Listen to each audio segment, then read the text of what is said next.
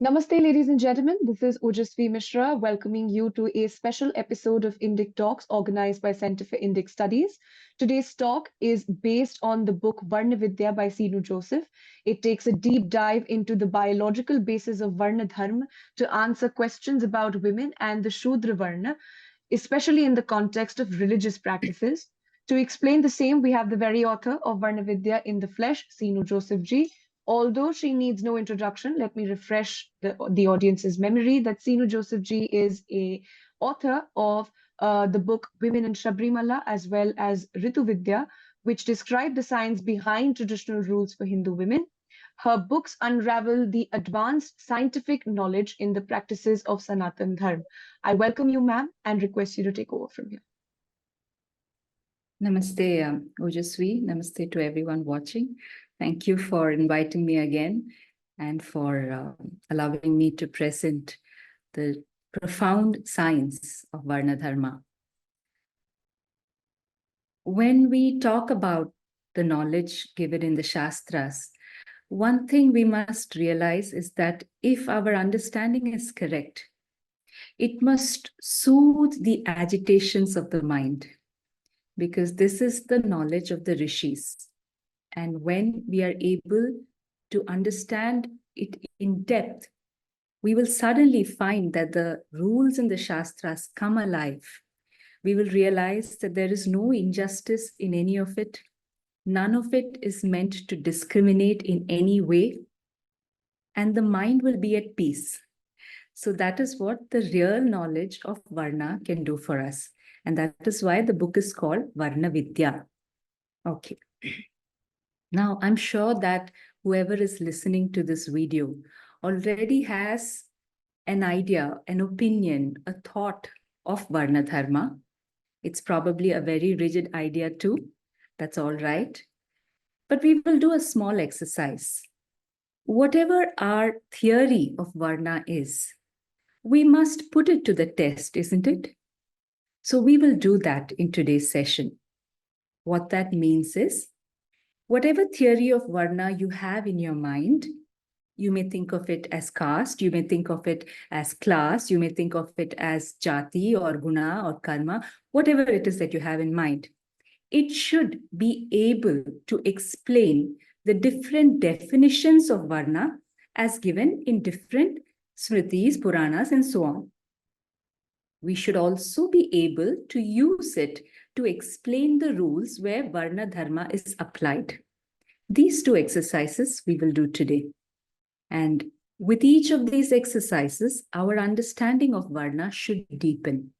And wherever we feel that the theory we currently have is not sufficient to explain this, then we should be having the mind space to unlearn and relearn. It is with that attitude that we must enter into this conversation. Okay. So first, let's look at the fundamental definitions of Varna. If you look at any definition of Varna, whether it's in the, of course, in the Dharma Shastras, Manu Smriti, Yajnavalkya Smriti, in any of them, or even in the Puranas or Itihasa texts, they fall under one of the four types. We will look at what those definitions are. And as you see these definitions, you must try to see if your current understanding of Varna is able to explain why Varna is defined in this manner. So I'm going to share a few slides with the exact verses. So if you want, you can even look it up later on to know what those verses are. So let me share the slides.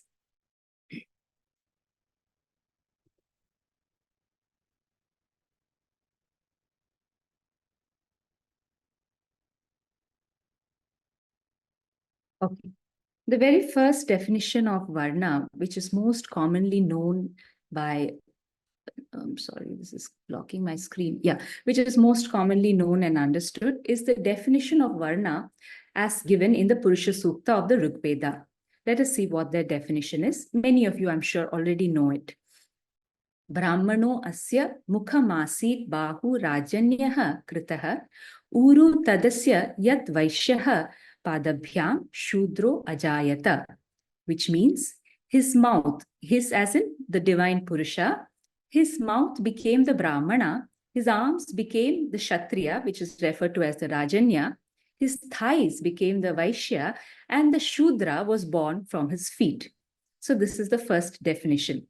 So whatever theory of Varna you have should be able to explain why it is defined as different parts of the body of the divine Purusha. Now let's look at the second type of definition. Interestingly, we find this in the Vasishtha Dharma Sutra, where the same definition as per the Purusha Sukta is given. Following that, he speaks of Varna as different chandas. In Sanskritam, all the poetical compositions and mantras are composed in metrical rhythms, which we call chandas. And here he's defining Varna based on chandas. Let us look at the verse. Gayatrya Brahmanas Masrujat Trishtubha Rajanyam Jagatya Vaishyam Na Kenachit Chandasa Shudra Mitya Samskaryo Vijñāyate.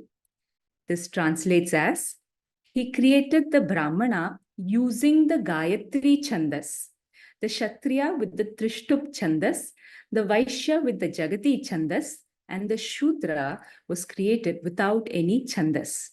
And the next line, which is very important, says, therefore, their samskaras are performed with the above mentioned Vedic mantras, which means the samskaras for the Brahmana Varna is performed with mantras which are of the Gayatri Chandas.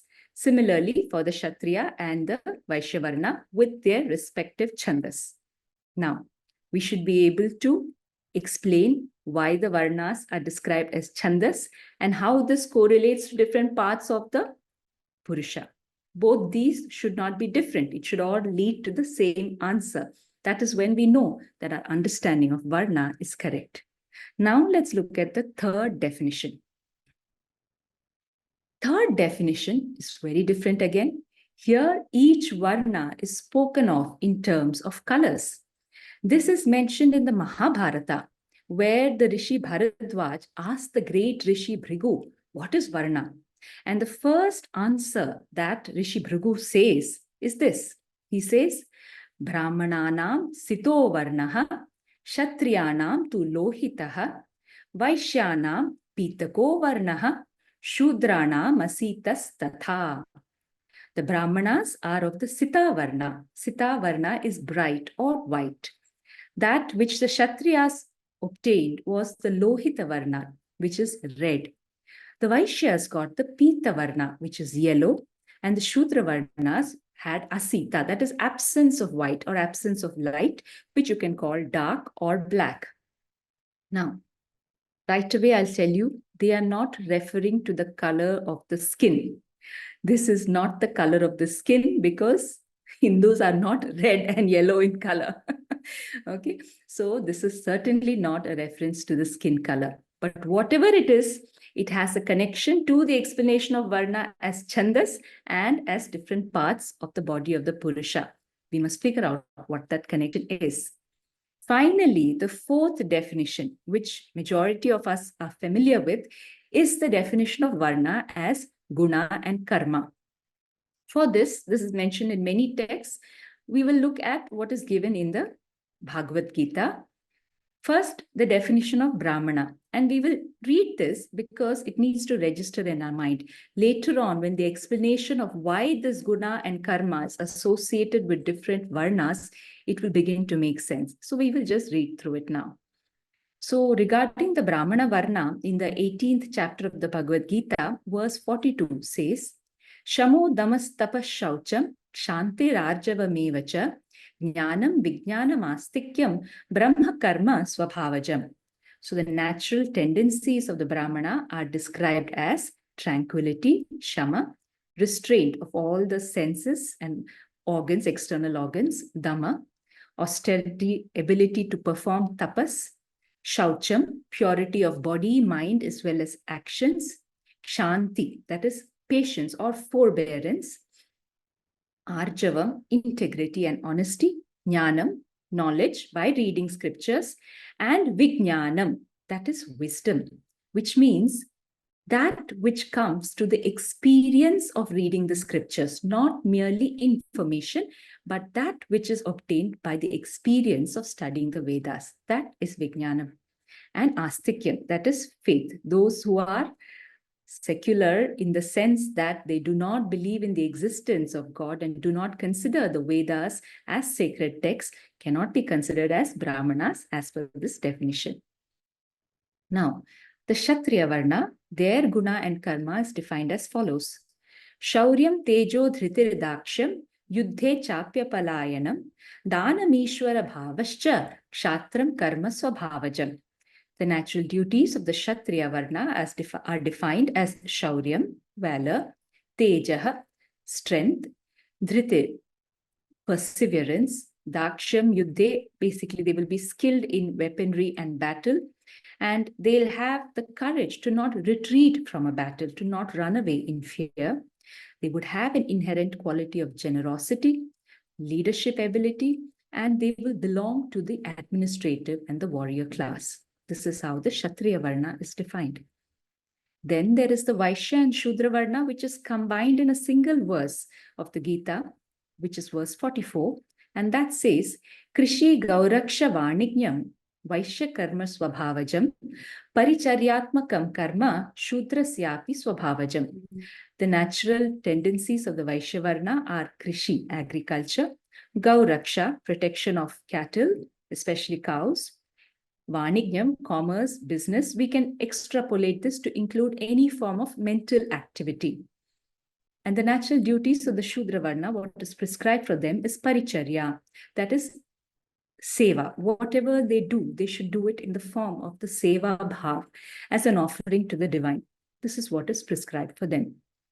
It is based on this guna karma definition of the four varnas that we very often tend to say, look, Bhagavan Shri Krishna has said that Varna is only these qualities, and whoever can have these qualities can perform actions of any of those Varnas. But there is a seeming contradictory statement in the Bhagavad Gita itself, in the same chapter 47, verse 47, which says, Shreyan swadharmo vigunaha paradharmat swanushthitat swabhava niyatam karma kurvan napnoti kilbisham. It is better to perform one's own dharma, even if imperfectly done, than to attempt to perform another's dharma, even though perfectly. By doing one's innate duty, a person does not incur kilbisham. Kilbisham, some people say sin, but a more appropriate meaning of the word is disease or injury. We must contemplate, why is Bhagavan saying that you may have the ability to do the karma of another varna, but you must not do that. By performing your own swadharma, you do not incur disease or injury. He's referring to something that will happen to the physical body. Why does he say that? And we find similar verses about why occupations should not be mixed in Parashara Smriti, which is said to be for this yuga, where he clearly says that the Shudra Varna should not perform the occupations of any of the higher Varnas. If he does so, he will become short-lived. He will become short-lived. They're talking about the lifespan of a person reducing by performing the occupation of another Varna. So it becomes important to contemplate why this is said. Again, we see the same thing in Manusmriti. And it's not just about the Shudra doing the occupation of a higher Varna. Even a Kshatriya should not perform the karma meant for a Brāhmaṇa. There is a pattern to the way the rules about mixing occupations are. And that pattern we see explained in the Vasishtha Dharma Sutra, where he says, those who are unable to live by their own lawful occupation may adopt the occupation of the next inferior Varna, but never that of a higher Varna.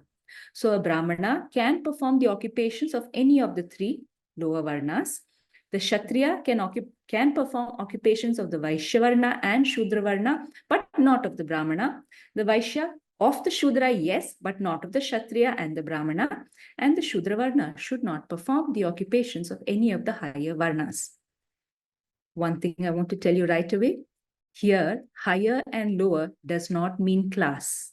It does not mean social status. It is something else, and it is very biological. What that is what we will look into now. Okay. So here we have 4 fundamental definitions of Varna. 1, it is defined as different parts of the body of the Purusha. 2, as different chandas, different meters or different rhythms. 3, as different colors. And 4, as the guna and karma. Whatever theory that we have in our mind currently should be able to explain all of these with one answer. Then it is correct. Otherwise, our understanding, if not incorrect, is certainly incomplete. And now we will see how we can understand all these 4 with a single fundamental understanding of Varna. Since we are talking about the Bhagavad Gita, what does Sri Krishna say about Varna? There are his own lines. He says, Chatur Varnyam Maya Srishtam Guna Karma Vibhagashaha. I am the one who created Varna. That's the first thing we must register. He's saying, I created Varna. Similarly, when you look at the names of Devi in the Lalita Sahasranamam, there is a name of hers, which is Varnashrama Vidhayini, which means Devi is saying, I am the one who created the Varna and the Ashrama system. So here is Devi saying that she is Varnashrama Vidhayini, and Krishna saying, Chatur Varnyam Maya Srishta.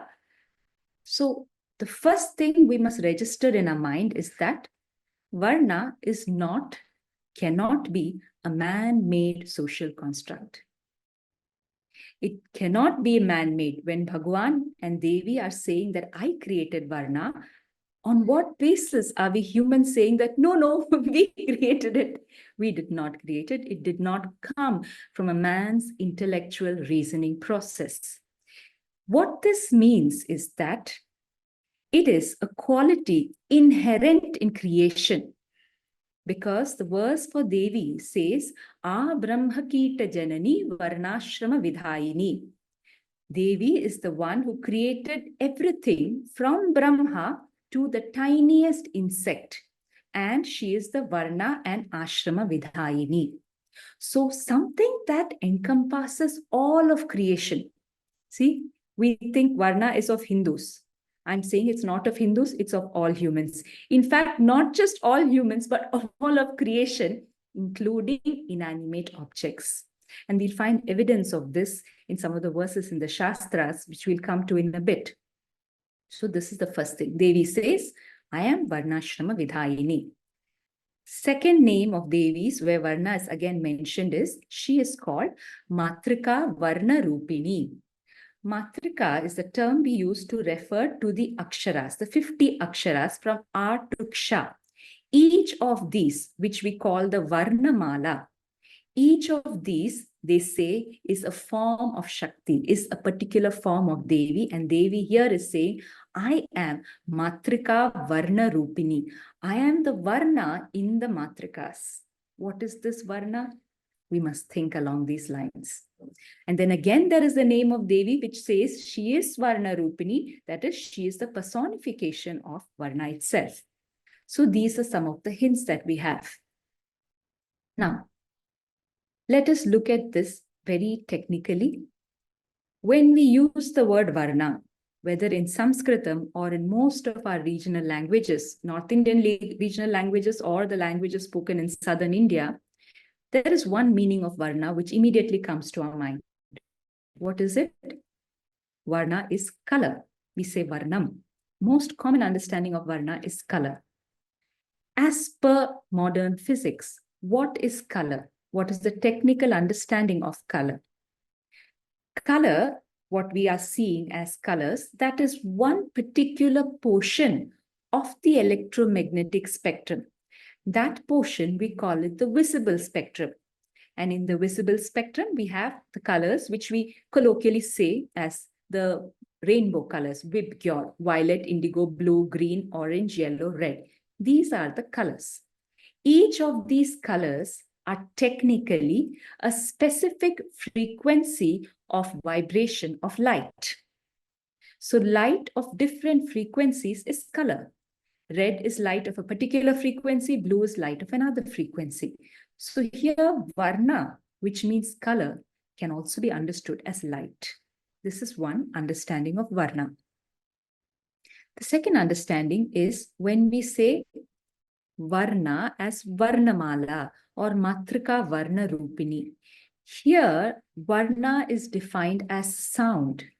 And what is sound? Sound is nothing but the vibration of particles in a medium. When disturbance is created in a medium by vibration of the particles, we call it sound. And sound is measured in terms as frequency. We speak of it as frequency. It is well known in music as well. So we have light as frequency, color as frequencies, different frequencies of light. We have sound as different frequencies of vibration.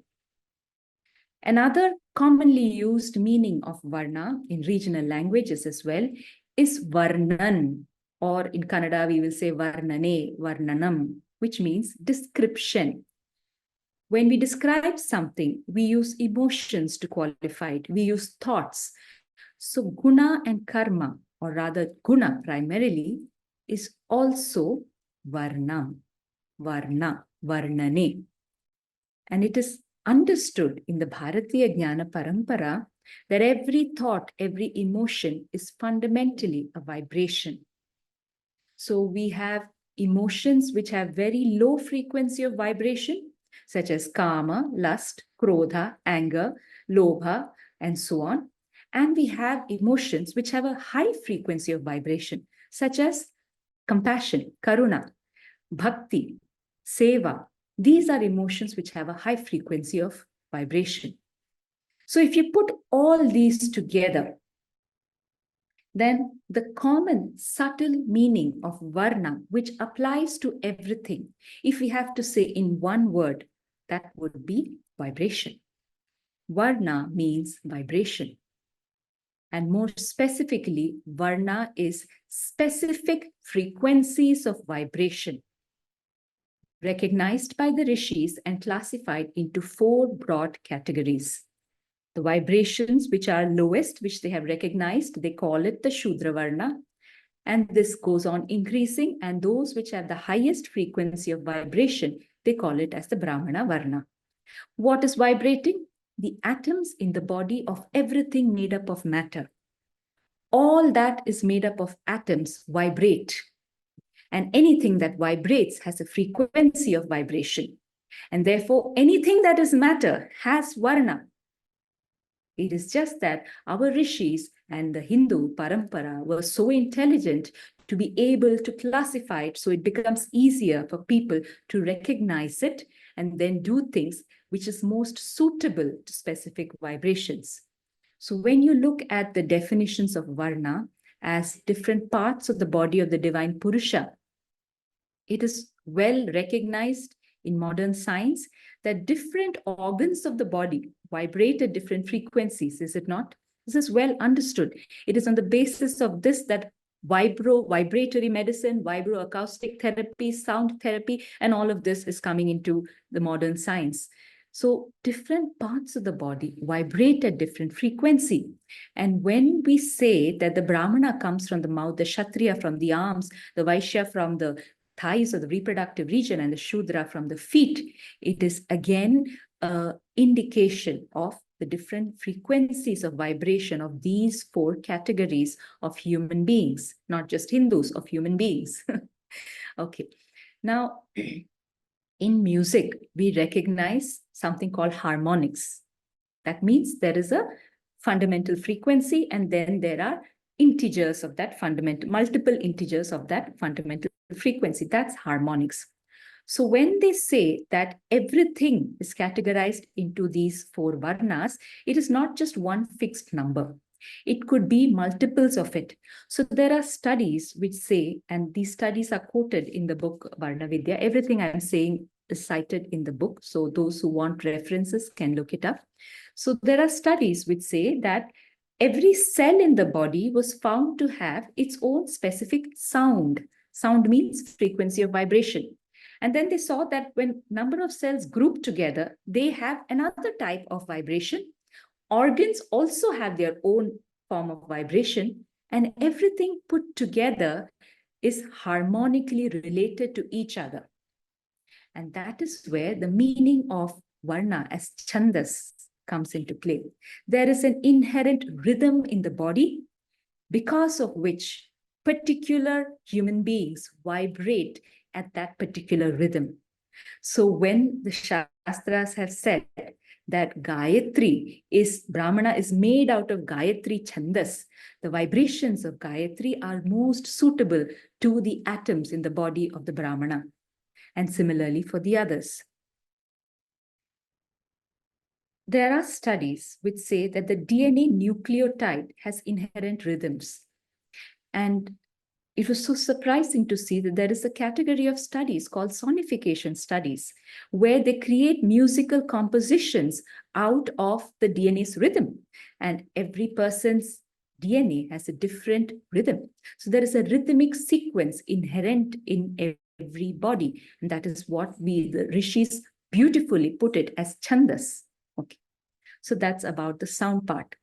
Now we will try to understand the definition of Varna as light. We already know that in every way, it basically means the frequency of vibration. How does this manifest as light? And light of what? Not of the skin. Then of what? That's an important thing to understand. So we'll take the Purusha Sukta, and then we will work it up to how it manifests as light. So in the Purusha Sukta, we have definition of Varna from different parts of the body. Now, there is another text. It is the Trishikhi Brahmopanishad text. There are Yoga Upanishad texts. See, we usually think knowledge of nadis and pranas and chakras is only there in Tantra. No, it is there in a category of Upanishad text called the Yoga Upanishad text. One such text, the Trishikhi Brahmopanishad, it says from the knee down to the sole of the feet is the seat of the Prithvi Tattva, the earth element. Now we know there are Pancha Mahābhūtas, 5 fundamental elements. So it says that from the knee to the sole of the feet, there is a dominance of the Prithvi Tattva. So when the Purusha Sukta says the Shudra Varna is born from the feet, it means the atoms in his body have a dominance of the Prithvi Tattva. The Panchabhutas, what are they? They are subatoms. When the Rishis defined Panchabhutas, they said this is given in the Vaisheshika Sutra of Rishi Kanada. He says the Panchabhutas are the subtlest divisible form of atoms. Atoms cannot be divided further than that. So here we are not talking of just atoms, but we're talking of subatoms. Paramanu and Upaparamanu. That is the level at which we are talking. So the Rishi said there are these Panchabhutas and every atom is composed of these. In certain atoms, there will be a dominance or one or a combination of these Panchabhutas. And based on that, the characteristics, the qualities of that person will vary. So here we are saying that the Shudra Varna has a dominance of the Prithvi Tattva or the earth element in their atoms.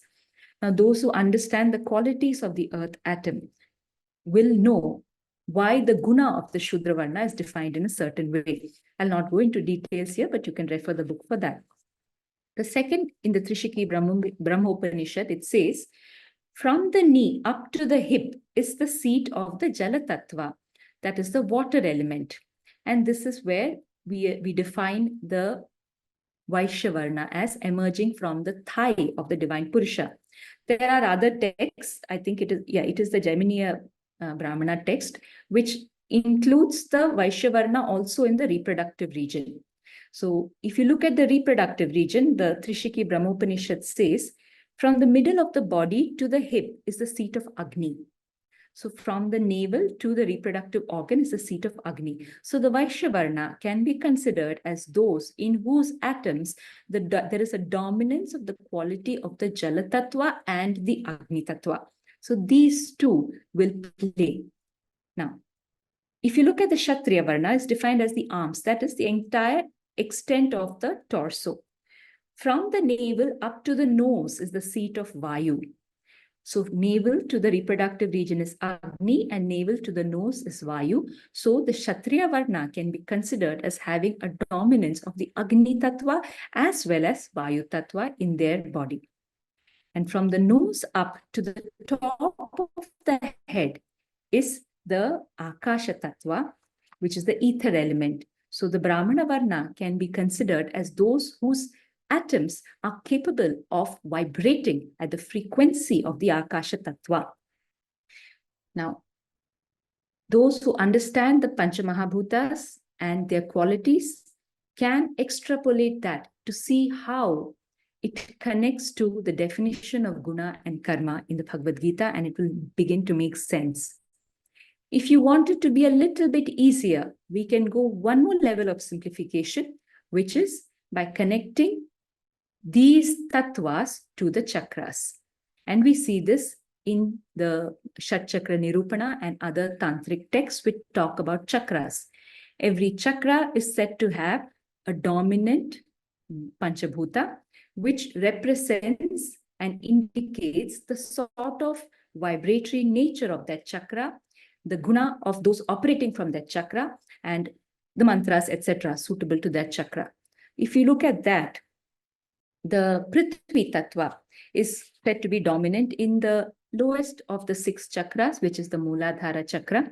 So we can say that the Shudra Varna operates from the vibrational quality of the Mooladhara chakra. If you look at the Jala Tattva, it is dominant in the Swadhisthana chakra. So we can say that the Vaishya Varna operates primarily from the Swadhisthana. And since he is also of the Agni Tattva, which is of the Manipura chakra, we can say that the Vaishya Varna has the vibrational frequencies of the Swadhisthana and Manipura chakra. Similarly, if you look at the Kshatriya Varna, he has the vibrational capacity of Agni and Vayu, which is the Manipura chakra, Anahata, and Vishuddhi. That's a big range here. That's a possibility for the Kshatriya Varna. And then if you look at the Brahmana Varna, his vibrational frequency should begin with the Anahata and then go upwards, Vayu and Akasha. That is what it needs to cover. What are chakras? Let me give a technical definition of it based on the Shat Chakra Nirupana and those who have experienced chakras.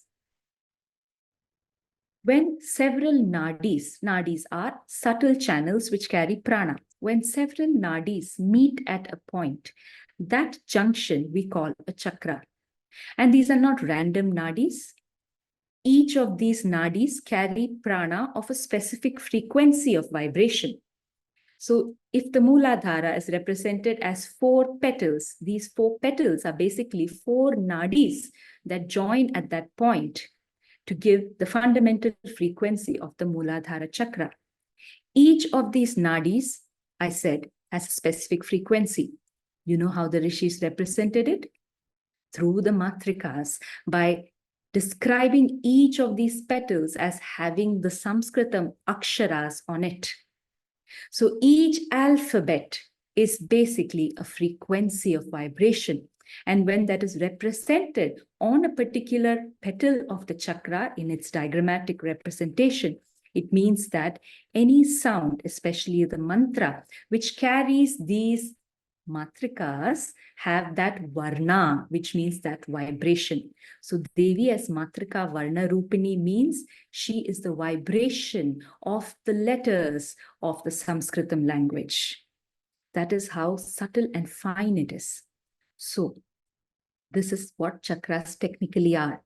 So we know chakras as having nadis, each nadi having its own vibration. Each of that is represented by the Sanskritam aksharas, meaning mantras composed of those aksharas will have those vibrational qualities, which are conducive to specific humans whose atoms vibrate at that specific frequency. Where does color come into the picture? Now, all the traditional representations of chakras, as well as the anubhava of sadhakas who experience chakras, will tell you that there are colors of the rainbow, of the visible spectrum, associated with each chakra. That means when there's a particular frequency of vibration of the atoms, that color is emitted by the atoms of the body, and that is seen as a light around that person by those who are capable of subtle perception. We find the earliest mention of this in the Rig Veda. In the Rig Veda, the devatas like Varuna are described as being of Shuchayo Varna. Shuchayo means bright or white light. Shuchayo Varna. And the Asuras and the Rakshasas are described as being of Krishna Varna. Now, Krishna Varna is not just black. Technically, what is black? It is the absence of light. That means those who have the Rakshasa Guna or the Asura Guna, their atoms vibrate at such a low frequency that there's hardly any light being emitted from their person. Therefore, the light around them appears as though it is dark or black, and that is why it is called Krishna Varna. Whereas those who are pure, whatever their vibration, if their guna is of the sattvic qualities of that particular frequencies, then they will have a Shuchayo Varna. So if the Shudra Varna's qualities are sattvic in nature, even though the vibration is lowest in terms of its frequency, it will appear like a pure, bright, red light. And that's why we have devatas also of all the four varnas. The devatas of the Shudra Varna are the Ashwin Kumars, the healers. So when the qualities of the Mooladhara are refined and made pure by controlling our sense organs and bringing the mind through to a state of seva and bhakti bhav, which is why the karma prescribed for the Shudra Varna is seva and bhakti, then the vibrations of that particular frequency become cleansed and they operate at their best. So whether we like it or not, whether we are able to see it or not, all of us have a particular color that is seen around us. The famous scientist Nikola Tesla, he said, if you want to understand the secrets of the universe, think in terms of energy, frequency, and vibration. Our Rishis not just thought in terms of energy, frequency, and vibration, they had become so subtle that they could perceive reality around them in terms of energy, frequency, and vibration. And that perception is what they saw and what they spoke. So when Rishi Bharadwaj asked Rishi Bhrigu, what are the four Varnas? He just said what he saw.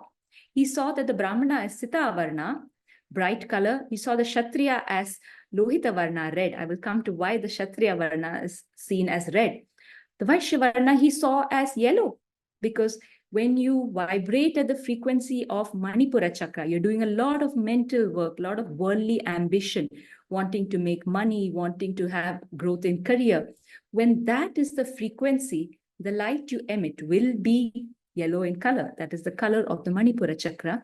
And then he said, those who operate as those who are the Shudra Varna were seen as dark or Shama Varna, or Shama Varna, or Asita, that is not light. Now, we'll come to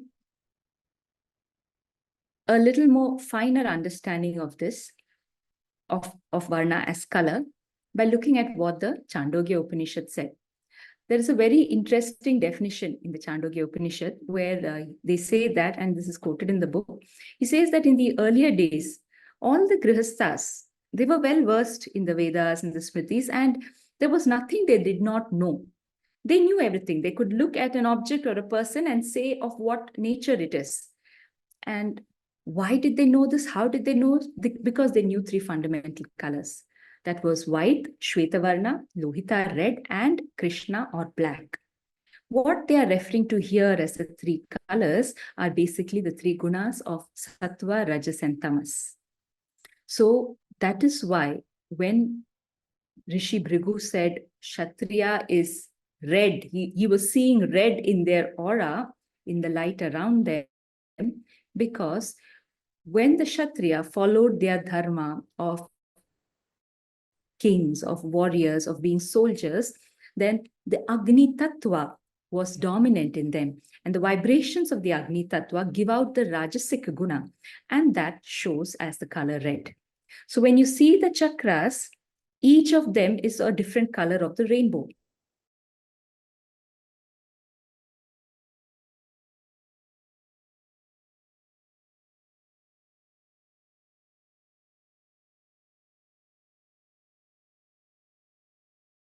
Of Rajasic quality that he's having, then it will be a reddish green, a green with a reddish hue. That's what is meant. And similarly, for a Brahmana Varna, if they stick to their Swadharma, they should not go below the heart, below the Anahata, because the Vayu Tattva starts from the Anahata. So if they operate like that, then it is the qualities of the Vayu Tattva and the Akasha Tattva, in which case the colors will appear bright. Bright blue, bright green, or just white. So this is how the Rishis perceived reality. When we try to decode the Shastras, what we are currently doing is pulling the Rishis' knowledge down to our intellectual level and reducing what they may have said and making the Rishis as scholars and intellectuals. The Rishis were not scholars and intellectuals. Their knowledge did not come by reading X number of books. Their knowledge came by accessing that permanent knowledge which is there in the Akasha Tattva. All knowledge is stored at different frequencies. If our vibrations pertaining to a particular frequency are pure, then we will be able to access that particular knowledge in that frequency. That is how the Rishis operated. So this is not a knowledge that we can understand using just the mind and the intellect. We can use the mind to put together these things so that we can present to an audience. But the understanding itself must come by becoming subtle enough. And that subtlety comes when we perform our Swadharma. That is, we maintain our body and mind in a way that is optimal for our body's capacity or our frequency of vibration. Very important question we must ask. What happens if we exceed our body's maximum vibrational capacity? And that's where the rules will start to make sense. To understand this, we must understand something called resonant frequency. There are studies on this. You can understand what resonant frequency is. Resonant frequency is that frequency at which the object vibrates at its maximum. So many of us may have seen this experiment that when someone is singing in a very shrill voice, like the opera singers, if a glass which is in a specific way, a very thin glass, is placed, at one point, her pitch will match that of the glass's resonant frequency. And if she exceeds that, the glass shatters, it breaks. That is what happens within our body as well. We just don't find out about it, and we are not doing enough research to understand that this is happening inside our body. Within each body, there is a resonant frequency. Based on the range of this resonant frequency, the Rishis have said, Shudra Varna, Vaishya Varna, Kshatriya Varna, Brāhmaṇa Varna. If you exceed the capacity of that frequency, either by listening to mantras that will make you vibrate at a higher frequency, or by doing occupations which will make you vibrate at a higher frequency, or by having even emotions and thoughts that will make you vibrate at a higher frequency or a different frequency, in all those cases, what happens at the atomic level within the body? When the atoms vibrate at their normal, suitable frequency, the electrons are in their ground state or stationary state. When it receives an external frequency, the electron, if this external frequency is higher than that of what is natural to it, this electron will naturally try to jump to a higher energy level so that it can match the new frequency, the new energy that is received. But if the body cannot hold that higher energy level, the electron will just fall off. This is called the process of excitation of the electron and de-excitation. In the process of de-excitation, it emits a photon of a particular color, that is the color that is seen. If this happens en masse, and see, this is not happening in one atom in the body. When you're exposed to certain sound frequencies, all the atoms in the body will try to vibrate at the frequency of the sound which you're exposed to. So all the atoms en masse lose electrons. When an atom loses an electron, it becomes what we call an unstable free radical. When there are a great number of unstable free radicals in the body goes into what we call oxidative stress. Oxidative stress, at first, it will manifest as a certain sense of tiredness or exhaustion in the body. So those who are doing spiritual sadhana, which is not suitable to their frequency, after a point of time, they will start to see that the sadhana, instead of energizing them, is making them feel more drained out, because the body is going into oxidative stress and you're losing prana. You lose electrons, you're losing prana. This is the fundamental cause. This, as in oxidative stress, is a primary cause for a range of diseases. In women, when the body is thrown into sudden oxidative stress, biologically, the body thinks that, oh, it's time to menstruate. So period comes sooner or later, the period shifts. It causes infertility. Oxidative stress, when it is excessive, it is a primary factor for infertility in women as well as in men. It can even cause DNA mutation and also cancer. I personally know the cases of several women who have been initiated into certain sadhana practices which were never traditionally prescribed for women. And as a consequence of that, they developed all sorts of problems. And there's also a case of cancer that I know. And yes, you may think, how can we make the correlation? But well, the doctors are not able to say what is the cause of the cancer. And in every form of cancer, oxidative stress is dominant. So we might as well look into this also as a possibility, because it's a very real thing and it happens in the body. I began looking into this angle of Varna, not for the sake of having another narrative on Varna Dharma, but because of another book that I was writing, which is called the Stri Dharma Paddhati. At every instance, so many rules for women are the same as that is there for the Shudra Varna.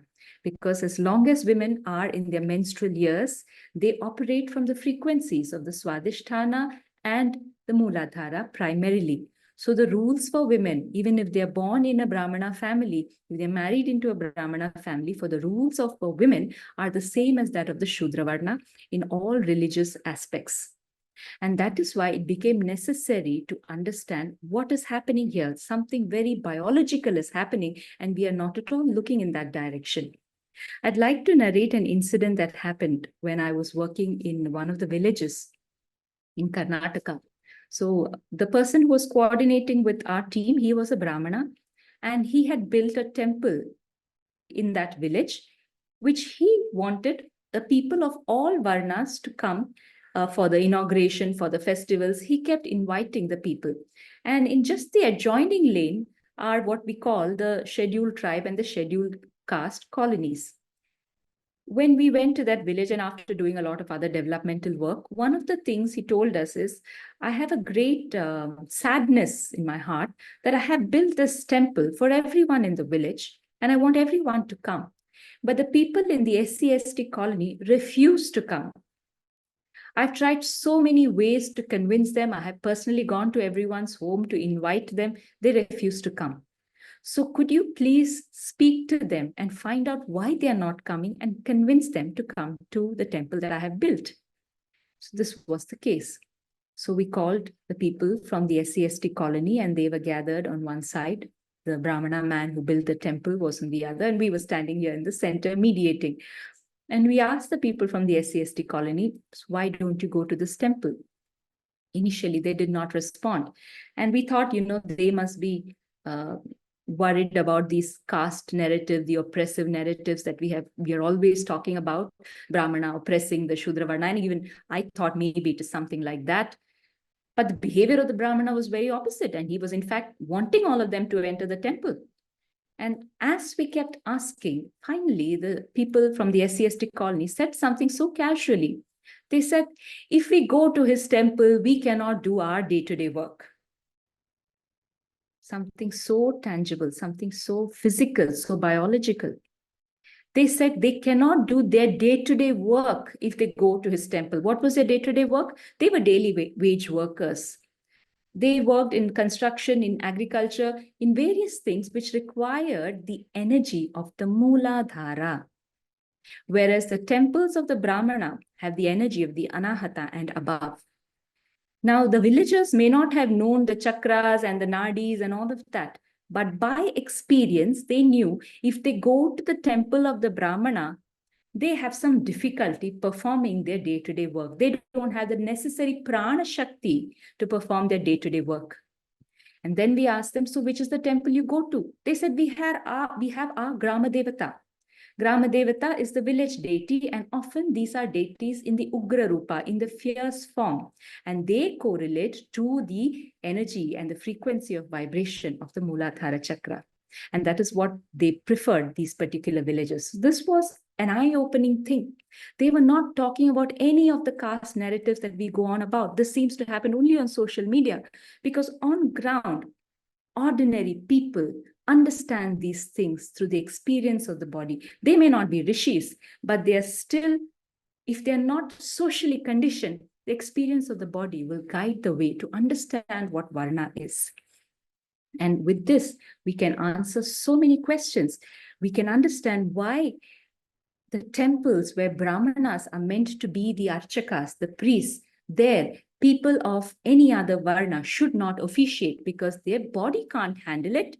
The deity would have changed because with one vibration, you can only attract the deity also of that vibration. It's like a radio station. You have to tune into a particular frequency to reach that station.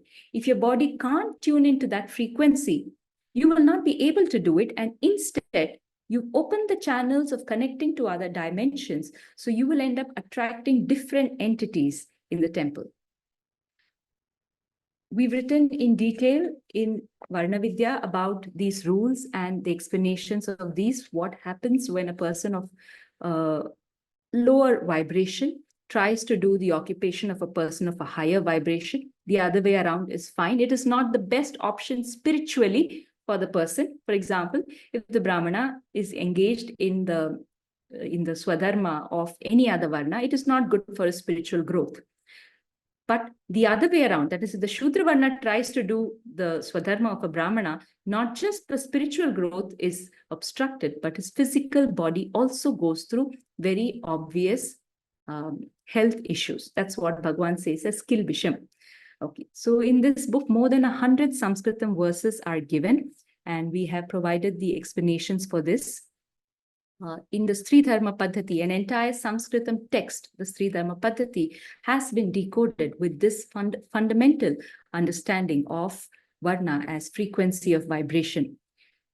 Whatever our theory of Varna, it only makes sense. It is only valid if we are able to use it in application, if we are able to explain the rules in the Shastras. Even the definitions of Varna, we should be able to explain with whatever is the understanding of it. Before we close this, I will just show a few more slides where we will see how the application of Varna with this understanding becomes clear. Now, if you look at the ritual of Achamanam, Achamanam is where a little bit of water is placed in the palm and then it is sipped. Now, this ritual is different for each of the 4 Varnas. And the only way we can explain it is by understanding Varna as different vibrational frequencies for different parts of the body. The rule says, this is there in the Yajnavalkya Smriti, the twice born men, that is those who are the first 3 vibrational frequencies, they become pure by sipping water which reaches the heart, that is for the Brahmana, that is the Brahmana's base frequency is the heart, the Kantha, the throat for the Kshatriya, because from the throat there is a particular subtle channel, Ambuvaha Strotra, which connects to the abdomen. So when he drinks it such that it flows through the throat, it actually creates a vibration at the abdomen, which is the base frequency for Kshatriya. And for the Vaishya Varna, the Talu, that is the palate. the roof of the mouth, the palate, has a connection to the Swadhisthana chakra. So when each of these three Varnas do the achamanam, it should actually reset their vibration to their base frequency. That is what this means. Whereas women in Shudra Varna, we become pure immediately because we only have the lowest frequency to purify by just touching the water to the lips, because the lips have a connection to the lower chakras. You use any other theory of Varna, you will not be able to understand this. Moreover, if you're sensitive enough, you will observe this. When you do Achamanam in the way meant for Brahmanas, there will be vibrations in the Anahata. When you do it in the way meant for Kshatriyas, there should be vibrations in the abdomen. And when you do it in the other ways, in the region lower than the abdomen. And that is how you can verify this. You look at the rules for Abhivadanam, that is a salutation. Brahmana will salute stretching forward his right arm on the level with his ear, Kshatriya at the level with his chest, Vaishya with the level with his waist, and the Shudra Varna holding it up to his feet. For women also, it is the same as that of the Shudra Varna. There's no other way we can understand this except for when you receive a blessing, you fold your hands, so you close the prana circuitry. Prana in the upper body enters to the left hand, flows to the heart, goes out to the right hand. You close the circuitry and then you take that blessing that is received, the prana, to that part of the body which is suitable to your frequency of vibration. That is what is happening here. The colors that are worn, this we find in Apastamba Dharma Sutra as well as in various other Smriti texts, and they say the Brahmana Varna should never wear blue. Now you may think, in terms of chakras, the chakras that the Brahmana operates from, that color could be blue. So why do we say that they must not wear blue? This shows a very nuanced understanding of color by the Rishis. The color which we see, if you see blue, it means that the frequency of vibration of blue light is being reflected from that object. And the object itself absorbs the other lower frequencies. So if a person wears blue color, his body will reflect the high frequency of blue and absorb the lower frequencies. So that is why a Brahmana must never wear blue. And here, in the Natya Shastra, we see this very beautifully described. They say the Brahmana and Kshatriya, if a person is playing the character of a Brahmana and Kshatriya, he should paint his body in the Gaura Varna, that is by mixing red and yellow. The frequencies of red and yellow are the lower frequencies. If he is playing a character which is of a higher frequency, if he paints his body with the lower frequency colors, he reflects that, but his body absorbs the higher frequencies, and thereby he comes into the role internally, into the vibrational capacity of a Brahmana and a Kshatriya. Look at the finesse with which these rules were made. You're playing a character. How do you become a Brahmana or a Kshatriya internally, even for the duration of the play? You use colors sensibly.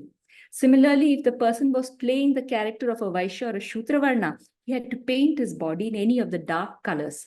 When you paint yourself in dark colors or you wear dark colors, the body itself will vibrate at the frequency required for that lower vibration. So this is with respect to colors. Now, we cannot explain this using any other understanding of Varna. Now, we spoke about how the Devatas also have Varna. So here we have various texts which mention this. Agni and Brihaspati are the Brahmana Varna. That means their frequencies are of the same in multiple integers of the Brahmana Varna's fundamental frequency. Indra, Varuna, Soma, and Yama are the Kshatriya among Devatas. The Vasus, Rudras, Vishvedeva, and Maruta are the Vaishya among Devatas. And Pushan and Ashwins are the Shudra among Devatas. This is obviously a reference to the vibrational frequency. And if you thought it's just about humans or Devatas, here we have Vriksha Ayurveda talks about trees in terms of the 4 Varnas, because as we mentioned earlier, anything that is composed of atoms vibrates, and anything that vibrates has a frequency. And if you're subtle enough, you will know how to classify this frequency based on the 4 Varnas. So the Brahmana wood, Kshatriya wood, Vaishya wood, and Shudra wood is described as each of the 4 Varnas based on their qualities. Varna of animals is described in the Jaiminiya Brahmana and Markandeya Purana. Goat as the Brahmana, horse, Kshatriya, cow, Vaishya Varna, and sheep of the Shudra Varna. And now inanimate things, diamonds, are described in the Ratna Pariksha, in Brihat Samhita's chapter on Ratna Pariksha. Based on the color, that's not the color, it's just the externally what is seen, but based on the vibrational frequency of the diamond, it is again classified into the 4 Varnas. In Vastu Shastra, land and soil are classified based on the 4 Varnas, based on the color of the soil as well as the quality. And that quality is a direct result of the vibrational capacity of that soil. Similarly, if you look at any ritual, there are different seasons to initiate. For the Upanayana Samskara of the Varna, of the 3 Varnas, there are different seasons. Why? Because the vibrational quality of that season is more suitable to the person of that Varna. So with this, one last thing, which is a question. So is Varna by birth or can it be changed at any point in time? It's a big question. The Sutta Samhita, again, it is referenced here, clearly mentioned that Varna is of the body, not of the Atma. If it was a quality of the Atma, a guna, you can change it. In fact, Manu also says that even a Shudra Varna can work to have the guna of a Brahmana. So whatever we said, Shama, Damas, Tapa, Shaucham, all that guna, even a Shudra Varna can try to imbibe in him, because that gets stored in the Atma, in the Karana Sharira. But wherever the physical body is being used as an instrument to work, there the atoms and its vibration comes into play. There, it is best that we don't mix it up. So Varna happens at the time anything is born. Whatever atoms you come with, whatever its vibrational frequency, that stays with you till the time you leave the body. Now, 2 things here. All the rules of Varna apply to those who identify with the body, which is all of us. It stops applying when the person becomes a Jivan Mukta, self-realized. In that state alone, we don't relate to ourselves as the body, we relate to ourselves as the Atman. So if that connection is established in you, then you become like a guru. There, Varna does not apply, because none of the rules of the body apply there. You have directly connected to the Atman, you have remained in the Atman. This should happen not theoretically by reading Vedanta, by experience. You do not see any difference between your body and that of anything else. All matter ceases to exist in the particle form and they become the wave form. When that happens, the rules of Varna do not apply, and this can happen to a person of any Varna. The Shastras never say that a person of the Shudra Varna or women cannot attain moksha. Everyone can attain moksha in their very birth as whatever Varna. They can be even of a vibration lower than the Shudra Varna, that is the Chandala or the other Antya Jatis. Even they can attain moksha. The path is different. If the Brahmana has to do it by the study of the Vedas, the Shudra and women have to do it through bhakti and seva. That is suitable for our vibration. And if we take that path, we will reach the goal of moksha much sooner. Not just the goal of moksha, our own health and well-being will be protected and preserved when we follow the dharma most suitable for our body. If we have to give a name for this subject in modern science, for those who may want to study further, it is quantum biology. What the Rishis was speaking of is the quantum biological understanding of the human body. It is the most advanced way of understanding wellness and health and prevention of ailments. And this is the future of medicine. If modern medicine has to work towards preventing ailments, there is no better theory or practice than what is given in the Varna Dharma. Remember, everyone is eligible for moksha. If it would have been unfair if they said that only Brahmanas can achieve moksha, but not the others. It is not said that way anywhere. In Srimad Bhagavatam, Bhagavan clearly specifies that everyone can attain moksha through bhakti, by surrendering and through the blessings of the Rishis, of the sages. Everyone can attain that state. But what we do as our Swadharma is the most conducive for our physical well-being as well as spiritual growth. To know more about this, and if there are some bits that I may have left out because of the flow of the conversation, then please refer the book Varna Vidya. It's available on all the usual online platforms, Amazon, Flipkart, and so on. And to know specifically the rules for women and how they make sense and how to apply them, you can refer to the Sri Dharma Paddhati, which is also now released. Thank you for the opportunity of sharing this knowledge. Dhanyavad.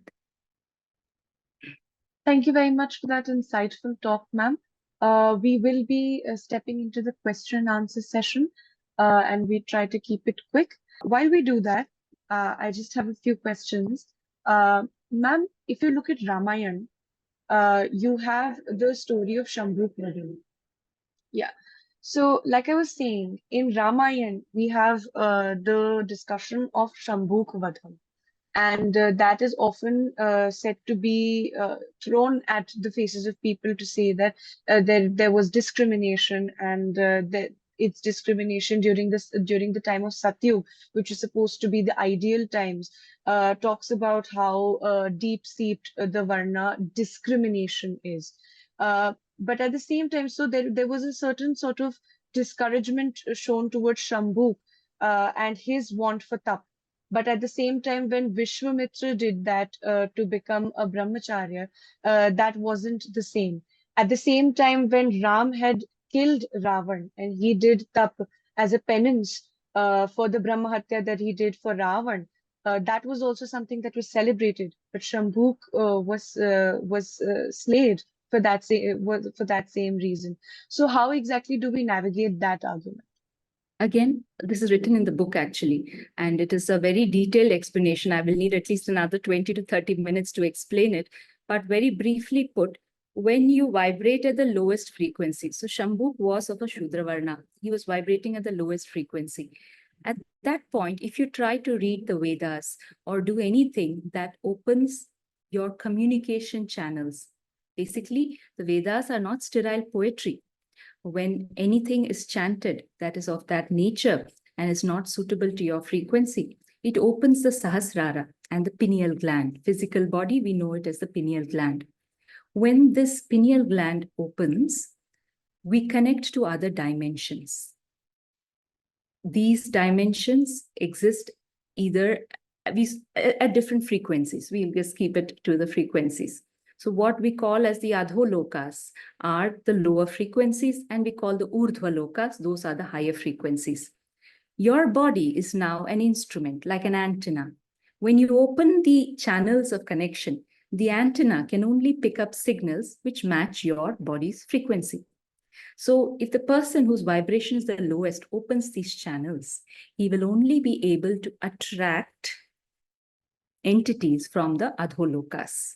And when those entities start to use that person's body to come into our dimension, it is not just the individual who suffers, but the community at large. That's one thing.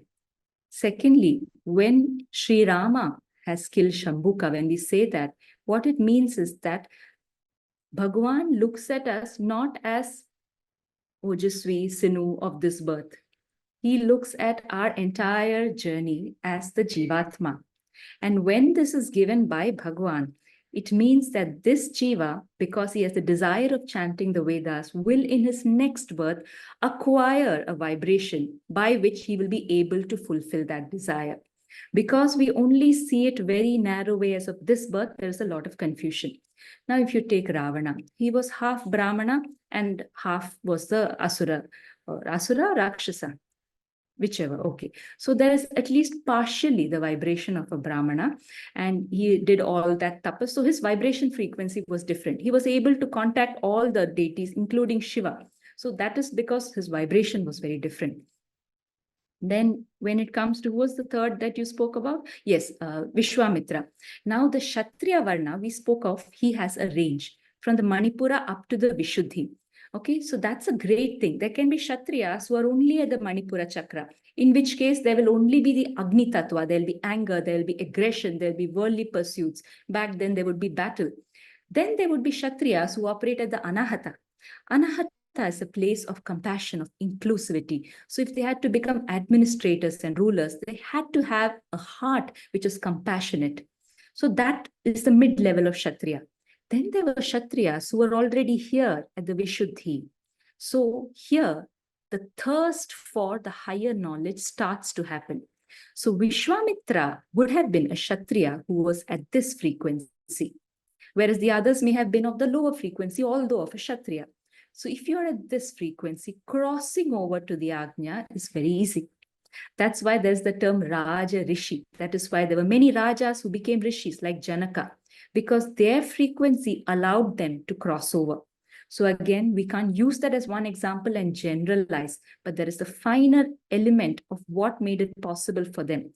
Besides, what I said in the end, wherever your frequency, if Śambūka, instead of trying to read the Vedas, had studied the Bhagavatam through a Brāhmana and used bhakti, he would have become a Jivan Mukta. He didn't need the Vedas for it. Similarly, Viśvāmitra too, at one point, dropped the association with the body. He tried for a long time, and Indra kept tempting him, send Apsaras to tempt him, right? And all those temptations were what? He did a lot of tapas, but the association with the body was not going. There was still karma, there was still krodha, there was still the body identity. It is only finally when he dropped even that he became the Brahma Rishi. So these are the subtler ways in which we have to understand it.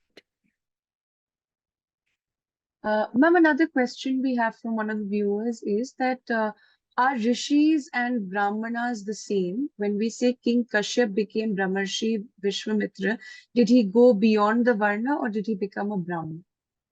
I think I've just explained that he went beyond Varna. Yes. To become anything that is not associated with the body or Varna, you must go beyond. You become a Jivan Mukta. That's the way. So Varna does not change in a birth. It cannot change. Only cases are when a guru decides. And there are some stories in this from the Guru Charitra. If the guru decides, and that is a very mystical thing, we cannot expect under ordinary circumstances for it to happen. See, how does birth happen? I missed out saying this. In Bhagavad Gita, Bhagavan says, no, yam yam vapi smaran bhavam tyajatyante kalevaram tam tamai veti kaunteya sada tad bhava bhavitaha. Whatever thought you carry at the moment of death, your subsequent birth will be of that same thought. What is thought? A vibration. So let's say someone is a Brahmana in this birth. The atoms are capable of vibrating at that Vayu and Agni Tattvas levels.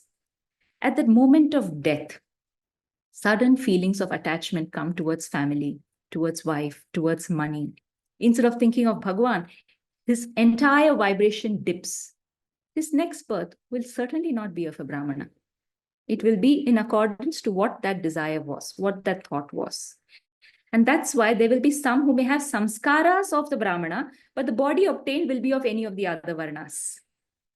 So the karma you do, physical work you do, should be suitable to the Varna of the body, but the thoughts and the guna you carry can be of any. In fact, it might be because you're carrying samskaras from another birth.